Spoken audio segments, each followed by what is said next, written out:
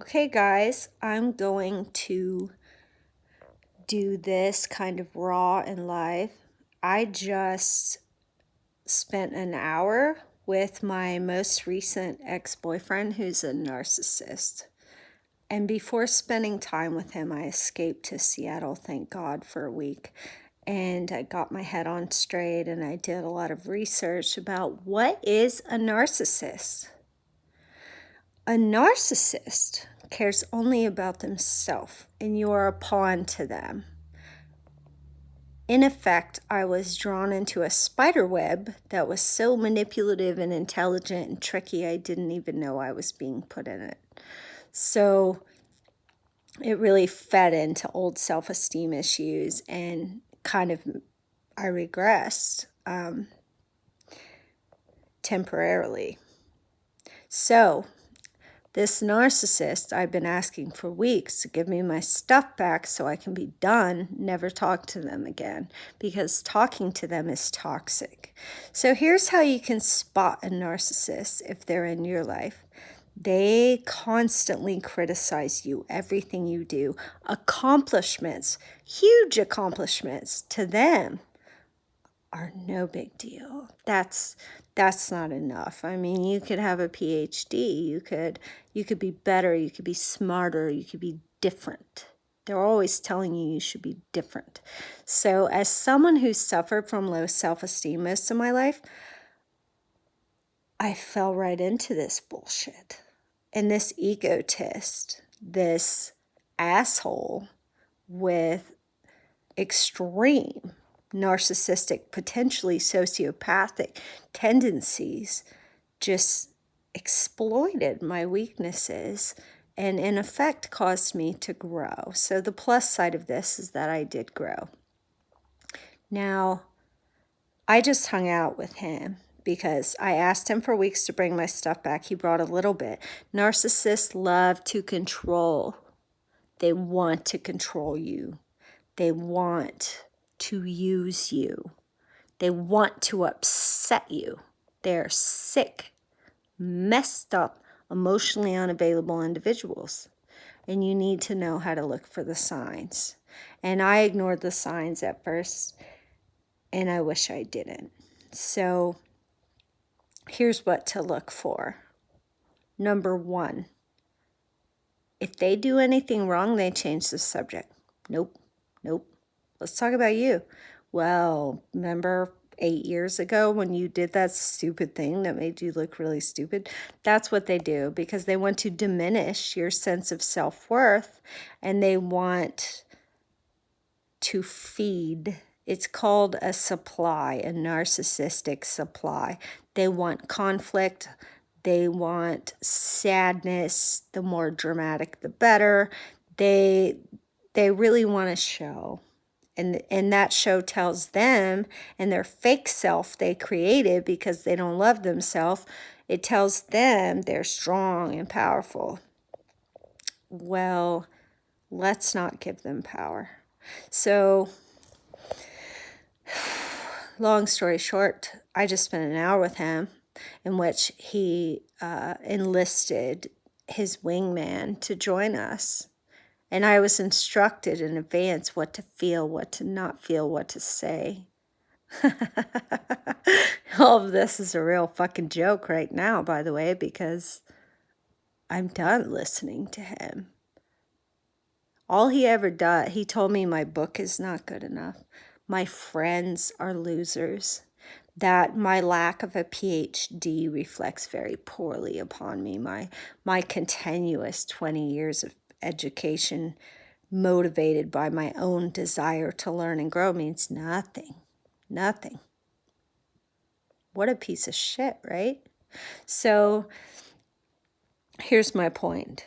If you spend time with someone and they belittle you and they berate you and they insult you, they're not worth your time. And I had to see him today to get my stuff back, to put an end to this, to say, you know what? You can't talk to me. You can't see me. You can't touch me. You can't nothing me. I know that's not grammatically correct, but I'm from Alabama and I'm going to say it again. You can't nothing me. motherfucker. So I was a little passive aggressive, I admit it, on purpose, in front of his friend. I made him listen to a rap song about men that are emotionally unavailable and selfish and horrible. And I told stories about how like my ex-boyfriends are so quick to show up and to really be a man, which is true. And my best friend. Like everybody basically in the world is a better human being than this person in which I just spent time. Another red flag of a narcissist, they do something called love bombing, and they show up and they go, "You're the one. Do you want to have kids? I love you." And then a week later they say, "Let's take it slow." What? I'm sorry, you piece of shit. Sorry, excuse for a human being. But take it slow needs to come before you're the one. However, I'm 38 years old. I should know better than to believe some motherfucker telling me I'm the one. But I'm human. I'm human. I have emotions. I've been very guarded. I didn't want to believe it. I didn't want to see it. I didn't want to think about it for years, and I admit that. I met this guy. Oh, he's so smart. He's a professor. Guess what? Watch out, because these people are so much seeking external validation from their degrees and having a pissing contest with each other that you don't even exist. And it's just sad. It's just sad and gross and really depleting and really hard. It was hard on my self-esteem, I admit it, but now I've talked to my therapist and I've done all the research and I realized what was happening. And so I told him, "You have 20 minutes to spend with me and you will never see me again as long as you live. And you're going to be bored for the rest of your life." So ask yourself if you're dating a narcissist. You'll know by this simple question. Do I feel better about myself around this person, or do I feel worse? Because you deserve to feel better, or at least as good as you do before them. It's a good reminder that we have to give ourselves validation. This person pissed me the fuck off. And then he told me, "When my friend comes by, why don't you not talk about our relationship? It's super inconvenient for me." Really, asshole? My double D boobs weren't inconvenient for you, were they? You piece of shit. People suck often. But guess what? We have a choice. We can look at it like, I'll learn or I'll just hate. It's easy to hate people like him. He's bad. He's mean. He takes for granted something very, very special, which is me. I'm sorry.